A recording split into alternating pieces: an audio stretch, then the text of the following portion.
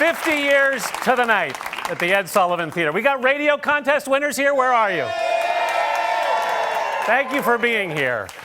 Ed Sullivan broadcast out of this theater, the Studio 50 it was called then, for 23 years. He had some amazing acts who played on this stage. Elvis, The Doors, The Supremes, the Jackson 5.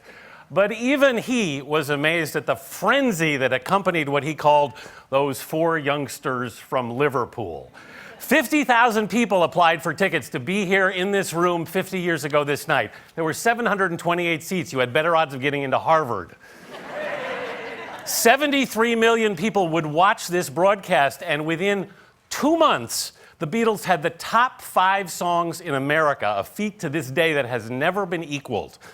The Billboard estimated that in the first 3 months of 1964, 60% of all the records sold in America were Beatles records. Now to our distinguished guests here tonight. Peter Asher is one of music's most acclaimed producers, James Taylor, Linda Ronstadt, many others. But in 1964, he was one half of the hit duo Peter and Gordon. And his sister, Jane, was dating Paul McCartney, who moved into their house and into the room right next door to Peter's. Pattie Boyd was one of the most photographed models in swinging 60s London.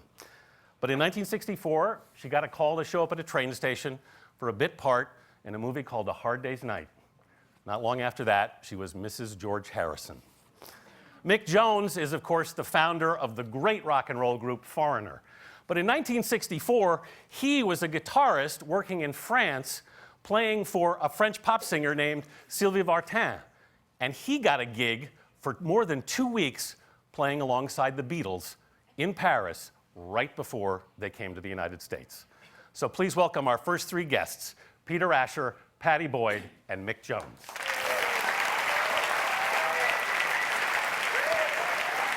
Thank you very much. Thank you, sir. Have a seat right there. Hello, my dear. You look fab. Mick, you're the third down. Peter's there. Okay. Peter, let me start with you, because this whole idea of Paul McCartney sleeping in the room next to you is fascinating to me.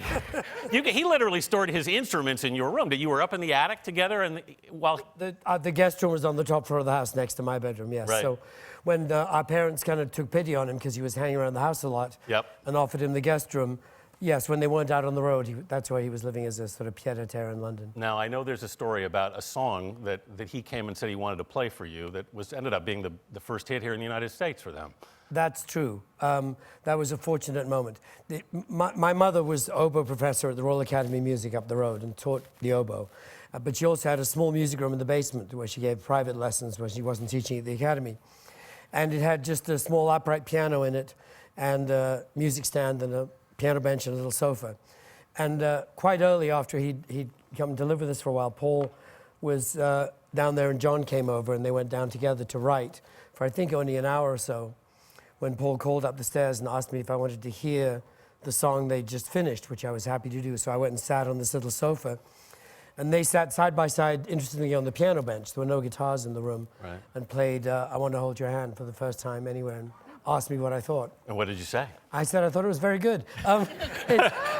No, it's really hard to know. I mean, one doesn't like to be pretentious about it. It is only pop song, but there is something magical about the moment of creation of something that extraordinarily good. You think, am I going a bit crazy, or is it about the best song I've ever heard in my life? Or possibly both. And I know my reaction actually was to ask them to play it again, which is, of course, the sign of a great pop record.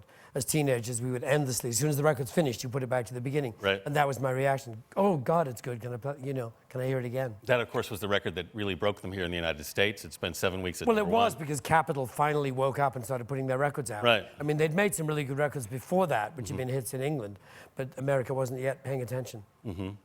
Mick, I want to go to you because right before the Beatles came here, they were in Paris and for almost 3 weeks, and you were on the same bill with them. Yeah. How were they being received in Paris at that time? Well, I think in France, it took a little longer for the French to fall under the spell, And, but nevertheless, the shows in Paris were all sold out. I mean, it was, there was a guy called Trini Lopez. Trini Lopez was your opening act. If I Had a Hammer, and he was the opening act, and he was a big, he had a couple of big hits. So, but then I would go on with the band I was in with Sylvia Vartan, and we would do about 45 minutes, as one did those days, and then the Beatles, the curtain would come down, the Beatles would come up behind the curtain carrying their own equipment. This was before roadies, things like that. So they literally came on the stage with one guy and their amps, and that was it. Yeah. And how did they sound? Oh, they sounded unbelievably just tight and perfect. The sound was just almost like the records, And in those days, that wasn't easy to recreate, They were a really good live band. I mean, they'd had a lot of practice. Yeah, in Hamburg and all those places. Exactly. Yeah. Yeah, they were great. And what did you think when you heard them, Mick? I was just dazzled. I stood on the side of the stage, and the first night I saw them, it was like a sort of white light experience. They were so, as Peter said, they were so perfect. They were so there was like an aura around them. They were, they played for a full 40 minutes, which was. But they played 15 songs in that time. Wow. And I wish I could get away with that. Did they have any sense of were they talking about going to America at that point at all in anticipation and so forth? Yeah, it was a lot of anticipation. Because I have to say, I mean, they were so influenced by American music. Right back, I kind of look at it as the Elvis Presley era sort of opened the door. And then really the Beatles came and just crashed through it and just moved us on to, through a kind of a revolution in music. Mm-hmm. But America was the dream. I mean, they were essentially a tribute band to American music. Right. We all loved American music. And you essentially brought our music back to us in a way. Exactly. Going to America was the ultimate dream. Mm-hmm. I mean, one forgets that back then it wasn't easy to go. Right. It was expensive. It was a really long way. People didn't go for a week in Florida as a holiday the way they do now. And there hadn't really been any successful British bands here, had there? No. I mean, a couple of hits. Lonnie Donegan had a hit. Aka Bilk had a hit. Rolf Harris had a hit. But they were kind of one-offs. America never really bought into our artists. Mm-hmm. And in this particular case, so the exciting thing for the Beatles and for all of us about success in America was that it meant you got to go there. None of us had ever been there. It was a magical land that we knew from movies and television and great music. Mm-hmm. Pattie, the Beatles come to New York. Almost as soon as they get back to England, they're starting work on a new film. And you get a call from your agent to show up. And what happened? Well, initially, I'd gone for an interview for this film part. But without realizing, I thought it was an interview for a TV commercial, because I recognized the director, who I'd worked with before. And later on that day, my agent phoned to say, I got a part in the Beatles film. I couldn't believe it. This was extraordinary. How did this happen? And I panicked and said, I never had any desire to be an actress. Mm-hmm. And they said, don't worry, you only have to say one word. Prisoners. Prisoners, exactly. So I thought I could do that. But the annoying thing is, I thought annoying, was that here I am going to meet these fabulously exciting new band wearing a school uniform. I thought this was the worst. I'm sure that went down very well. You look pretty good in that school uniform, Pattie. Exactly. I'm looking at it right up there. It was received rather well, I think. When did you notice that George was paying a certain amount of attention to you? Well, when somebody's got their eye on you, you can sort of sense it, so it was quite exciting. And anyway, we sat next to each other at lunch, and we started talking, and... What did you talk about? You think I can remember? I don't know, I might remember that conversation. I don't know. Maybe he was telling me about whatever, I don't know. America. He did actually ask you to marry him that day, didn't he? He did, but I mean, because they were so funny all the time. Playful, yeah. Playful, and you never really knew whether they were taking anything seriously. Mm-hmm. So in the middle of a conversation, he said, "Oh, will you marry me?" I thought, this is part of his sort of joke. Yeah. So I ignored it. What was What was the whole atmosphere around them, like at that It time? it was high energy and electric, and fascinating because they sparked off each other very quickly, and they're very fast, very amusing, very witty, and it was wonderful to be in their presence. Peter, one of the most striking things about all four of them was just the constant creativity. I mean, you talk about what you experienced just in your house. I mean, it was in your house that Paul ended up writing Yesterday. Yes.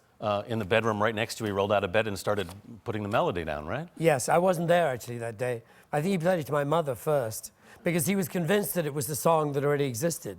He was playing to people going, what is this? I know this melody, what is it? Right. And finally, when no one knew what it was, it dawned on him that he'd invented it. But it actually, apparently, he didn't sit down consciously to write it. He woke up with that one fully formed in his head, which is one of the mysteries of being a brilliant composer, which he is. Were they writing songs constantly while you were there? Yes, not that often together. My Won't Hold Your Hand was an exception in that regard, but Paul was all the time playing and singing and frequently writing, yes. And your career was, was taking off at that time too. You'd actually play on this stage in November of 1964 with Peter and Gordon. I wasn't sure of the date, but yes, we certainly played here. Yeah. Yes. And it was a Paul McCartney song that really kind of kicked things off for you, wasn't it? Yes, but interestingly, not the one that we played here. Right. I'll tell you very briefly, the reason was that, this was, World Without Love was an unfinished song that I'd heard that Paul had written that John didn't think the Beatles should do. He thought the first line was laughable, apparently. I've read since. Please lock me away. Please lock me away. John would go, okay, the song's over. And so it was sitting there unfinished with no bridge.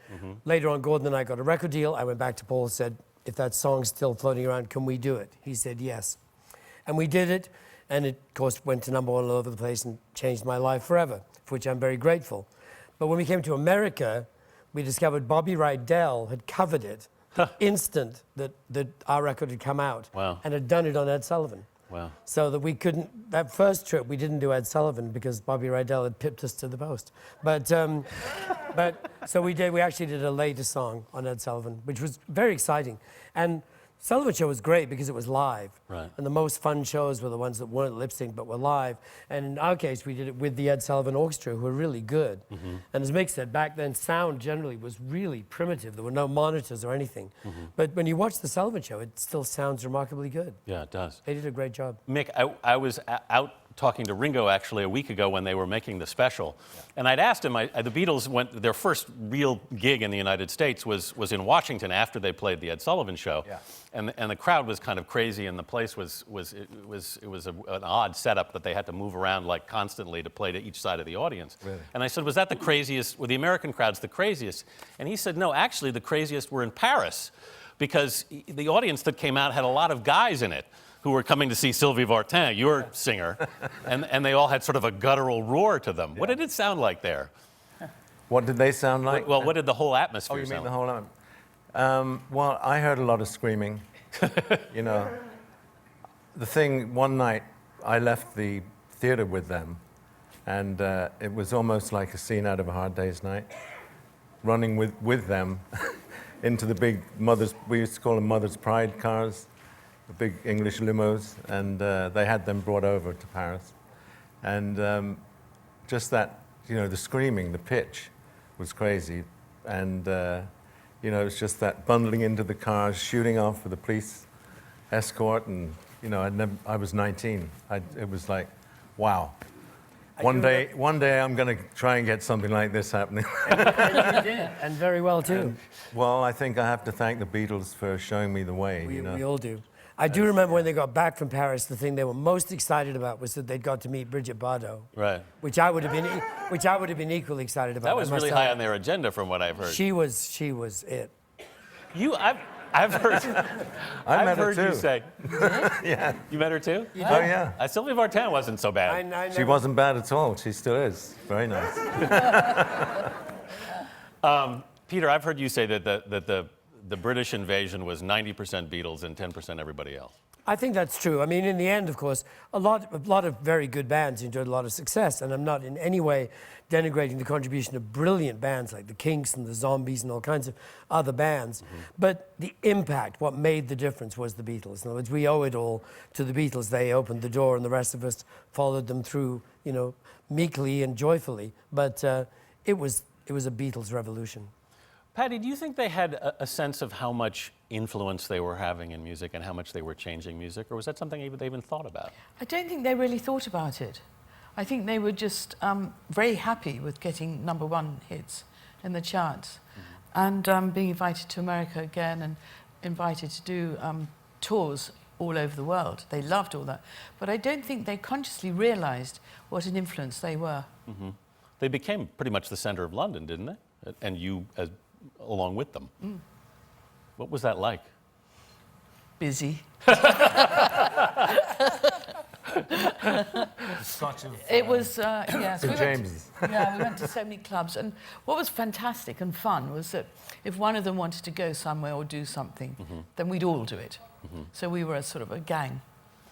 And how did they deal with all the attention? I mean, how did you outrun all that? well, it was fine once you got into the club because there are normally other musicians, you know. The Stones would be there or other bands would be there, so that was fine. But it became pretty burdensome pretty quickly, didn't it? Yes, it did. Once everybody, well, a lot of the fans found out where they were living in London, they'd camp outside their doors and just wait for them to come out. So they were virtually trapped in the same way that they were trapped when they'd go on tour to some exotic country, and they couldn't go out of the hotel, couldn't leave because there'd be too many fans. So wherever they were, even at home, they were trapped. So this was the price to pay. Right. I love the story, Peter, that I think in your house even, your father had to devise a way out the back for Paul to get out of the house? It's true, yes.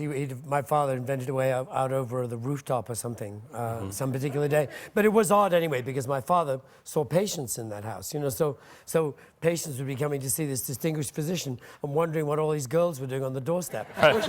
And they were out there all the time, right? They were out there all the time. Right. It must have been very puzzling. So he could actually crawl out across the roof?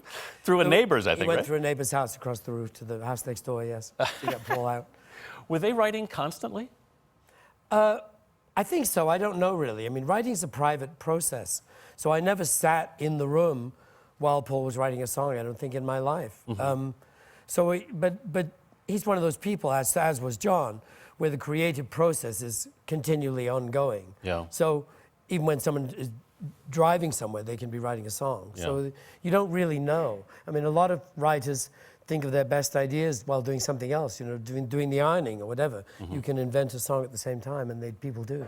Right. And I'm sure they did. Because certainly the output proves that. I mean, the number of records, great records they made in that relatively short period of time was stunning. But at that time, of course, it wasn't surprising. I mean, all their heroes, like Buddy Holly, wrote an amazing catalog of songs in, a year and a half or something, and then died.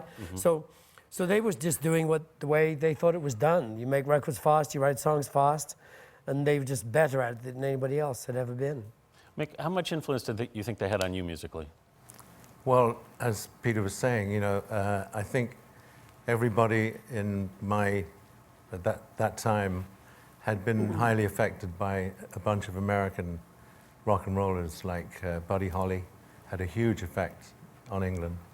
Eddie Cochran, Gene Vincent, and Exactly. these heroes, for us, they were heroes because they weren't getting the full, you know, extent of appreciation in America necessarily, but they'd come over to England and we embraced them. We used to think, to be honest, that we maybe understood American music, particularly American rhythm and blues, and appreciated it a little more than America did. We thought America took it for granted, you know? And when we noticed, for example, that, you know, the version of Tutti Frutti in England that was a hit was Little Richard. Right. And we looked across the Atlantic and you had Pat Boone at #1. We'll try to forget that, sorry. We knew we were right. Yeah. It is pretty funny, as I said, that you ended up essentially bringing our music back to us. I mean, rock and roll was considered all but dead until the Beatles came back. It's one of the all-time great con acts of all time. We copied your music, did it differently, and sold it back. But they were heavily influenced by, which I was surprised, by R&B of that period. Yes. Especially, I remember they were constantly playing Marvin Gaye music, you know, from Can I Get a Witness on around that era of time. And of course, they recorded You Really Got And a they Hold on recorded- Me, and yes. all of which a lot of people Smokey didn't Robinson, know. yeah. Money, Barrett Right. Strong. You know, a lot of Americans only heard those songs for the first time by the Beatles. Didn't know that they were, you know, that they were actually, America had them all along. All right. Peter Asher, Pattie Boyd, Mick Jones, thank you all very much.